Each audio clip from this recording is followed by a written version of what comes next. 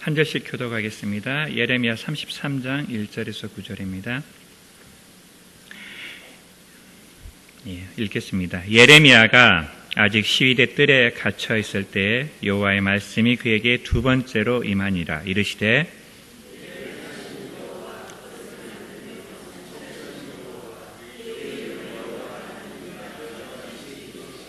너는 내게 부르짖으라. 내가 내게 응답하겠고 내가 알지 못하는 크고 은밀한 일을 내게 보이리라.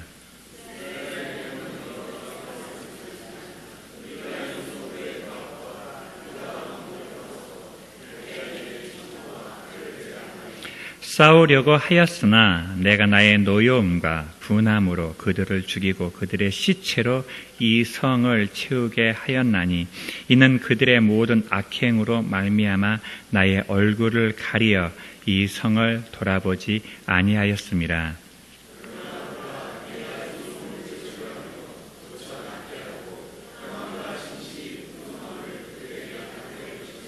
내가 유다의 포로와 이스라엘의 포로를 돌아오게 하여 그들을 처음과 같이 세울 것이며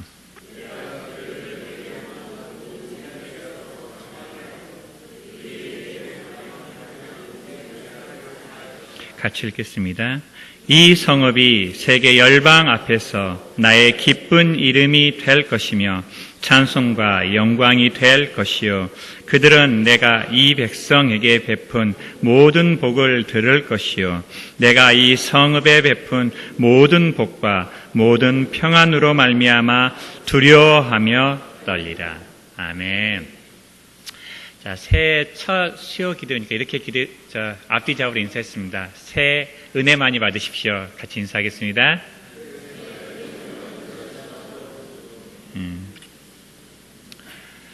성구영신 예배 때 소망이라는 말씀으로 하나님께서 시작하게 하신 게 얼마나 감사한지 모르겠습니다.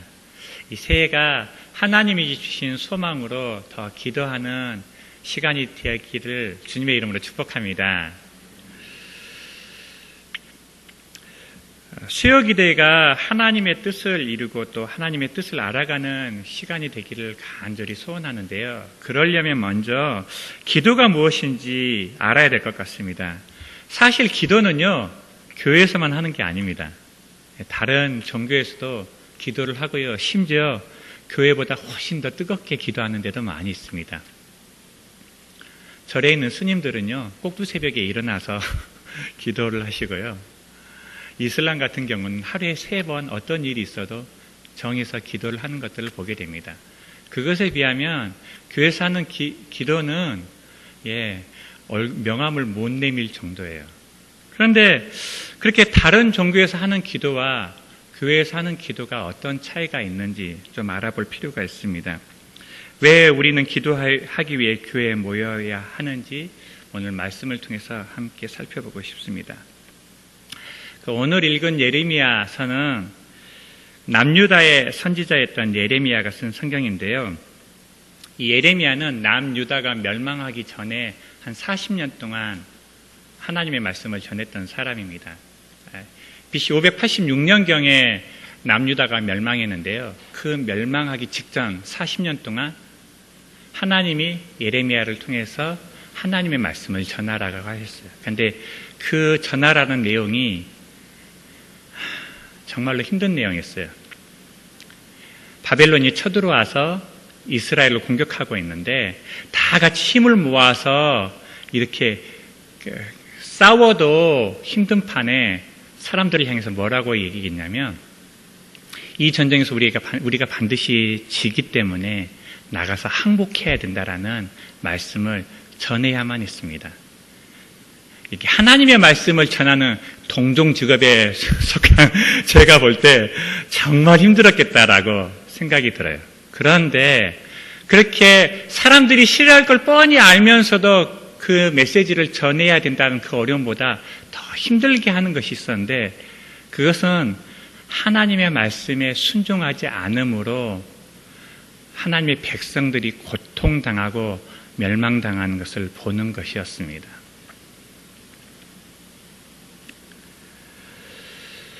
결국 예레미야는 하나님의 말씀을 전했다는 이유로 감옥에 갇히고, 감옥에 갇힌 예레미야에게 주신 말씀이 오늘 우리가 읽은 말씀입니다. 먼저 1절부터 3절까지를 우리 다시 한번 읽도록 하겠습니다. 1절부터 3절까지 같이 읽겠습니다. 시작.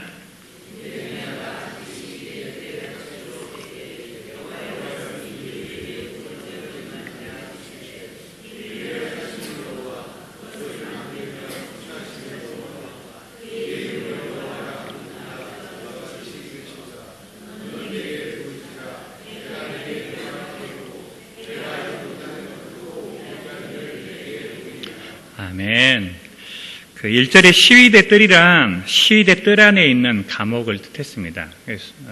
그래서 그 아주 중한 죄를 저지른 중재자들만 갇히는 감옥이었는데요. 예레미야는 하나님의 말씀을 전했다는 이유로 감옥에 갇혀 있었고, 하나님은 그 갇혀 있는 예레미야에게 말씀을 하시는데 몇 번 말씀하셨습니까? 2번 말씀하셨습니다. 하나님은 갇혀있는 예레미야에게 같은 내용으로 2번 말씀하셨는데, 그 말씀의 내용이 하나님이 이스라엘을 멸망시킬 것이지만 그것이 멸망으로 끝나지 않고 다시 회복시킬 것이라는 회복의 메시지였습니다. 6절부터 9절까지 그 내용이 나오는데요. 우리 6절부터 9절까지도 같이 읽겠습니다. 시작.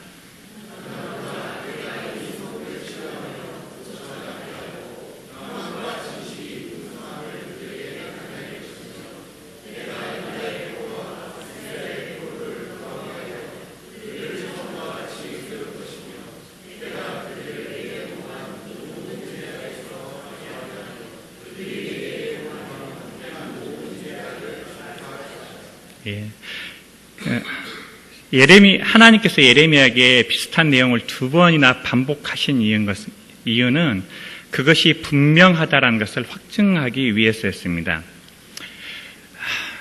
예레미야나 저희나 비슷하죠. 하나님이 한 번만 말씀하시면 잘 듣지도 않고 믿지도 않아요. 그래서 하나님께서 한 번 더 말씀하십니다. 감옥에 갇혀 낙심하고 불안해하고 있는 예레미야에게 하나님이 이렇게 말씀하고 계시는 거죠. 내가 반드시 이스라엘을 처음처럼 회복시켜 주겠다. 할렐루야. 하나님의 목적은 언제나 심판이 아니라 회복에 있습니다. 아무리 악한 사람이라 하더라도 그가 회개하고 돌이키기를 원하시지 심판받아 멸망하기를 바라시지 않습니다. 하나님이 이스라엘을 심판하는 것도 이스라엘이 거룩한 하나님의 백성으로 회복되기를 바라셨기 때문입니다. 이처럼 하나님은 우리가 구원받기를 원하십니다. 하나님은 우리가 회복되기를 바라십니다. 할렐루야. 하나님의 계획은 이스라엘이 회복되는 것이었습니다. 그런데 왜 예레미야에게 부르짖으라고 기도하라고 명령하셨을까요? 하나님의 뜻이라면 예레미야가 기도하지 않아도 하나님의 뜻을 반드시 이루시기 때문에 굳이 기도하지 않아도 하나님이 이루실 거거든요. 근데 하나님은 하나님의 뜻을 이루실 것이면서도 예레미야에게 너는 내게 부르짖으라, 너는 내게 기도하라고 말씀하셨습니다. 왜 그랬을까요? 첫 번째, 기도는 하나님의 뜻을 알아가는 과정이기 때문입니다. 기도가 뭐라고요? 하나님의 뜻을 알아가는 과정입니다. 사람들이 오해하는 것이 있는데요. 하나님께 간절히 기도하면 들어주신다고 생각해요. 지성이면 감천이라고 생각을 하죠. 그런데 성경은 그렇게 말하지 않습니다.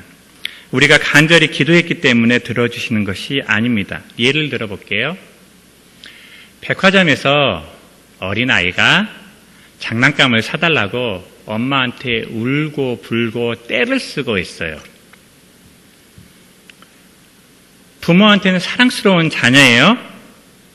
간절하게 구하고 있어요. 그런데 걔가 아무리 사랑하는 자녀라 할지라도 걔가 아무리 간절하게 구한다 하더라도 그것이 옳은 일이 아니면 들어주지 않는 것이 바른 사랑입니다. 맞습니까? 그처럼 하나님이 우리가 하나님의 사랑받는 자녀라 할지라도, 우리가 간절히 기도한다 하더라도 하나님의 뜻이 아니면 하나님이 들어주시지 않습니다.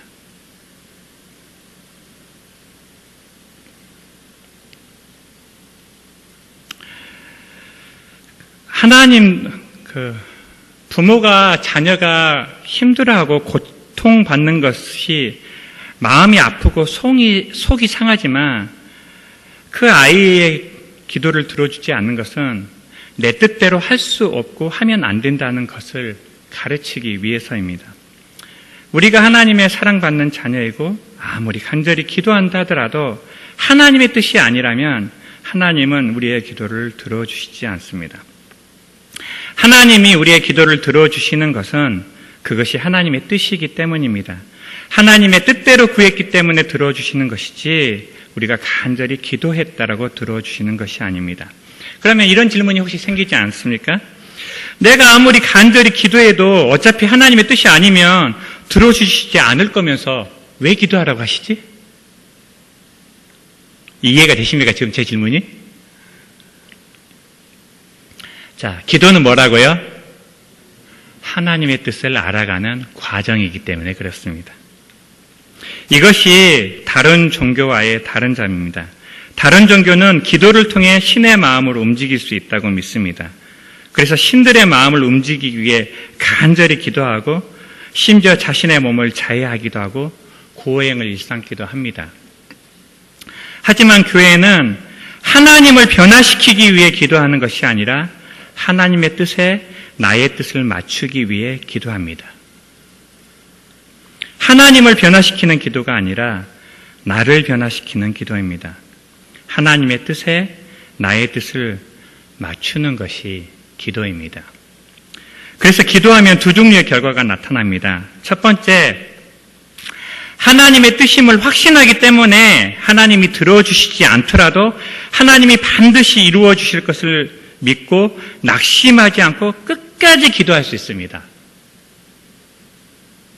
두 번째, 기도했더니 하나님의 뜻이 아님을 발견하면 하나님의 뜻대로 기도가 바뀌게 됩니다. 기도는 뭐라고요? 하나님의 뜻을 알아가는 과정입니다. 그래서 하나님은 우리에게 기도하라고 하시는데 두 종류의 사람이 있어요. 기도하는 사람하고 기도하지 않는 사람. 그러면 기도가 결과의 차이를 만들어냅니다. 기도하는 사람은 기도가 응답되었을 때 하나님이 하셨음을 알 수 있습니다. 반면에 기도하지 않는 사람은 하나님이 하셨더라도 그것이 하나님의 역사였음을 깨닫지 못합니다. 자, 예를 한번 들어볼게요. 가나안 혼인잔치에서 예수님은 물로 포도주를 만드셨어요. 근데 누구만 그 사실을 알 수 있었습니까? 순종했던 하인들이죠. 요한복음 2장 9절 말씀인데 같이 한번 읽겠습니다. 시작.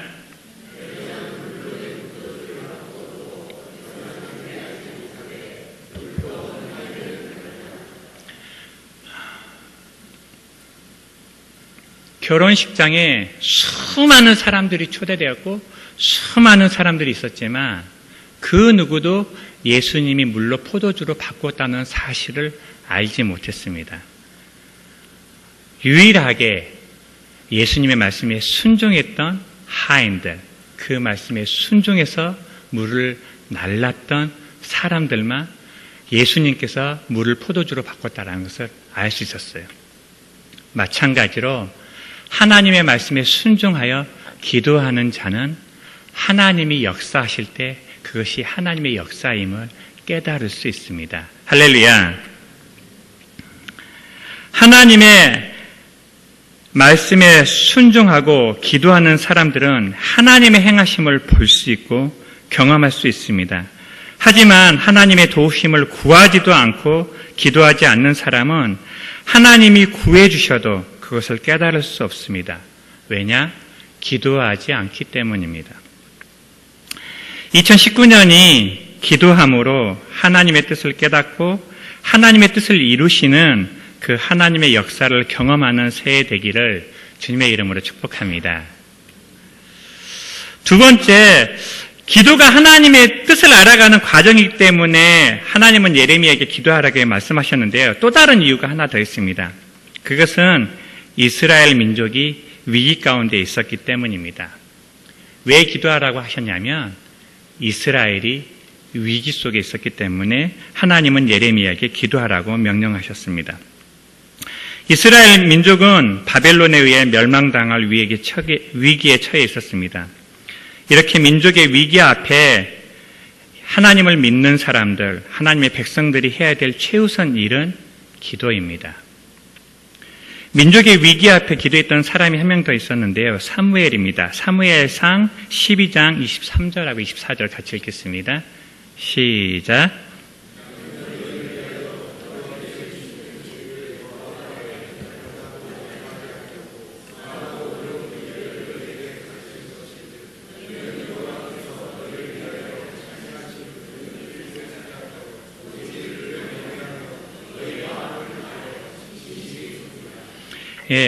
사무엘은 이스라엘이 가장 혼란스러웠던 시대, 그 사사시대의 마지막 사사였습니다.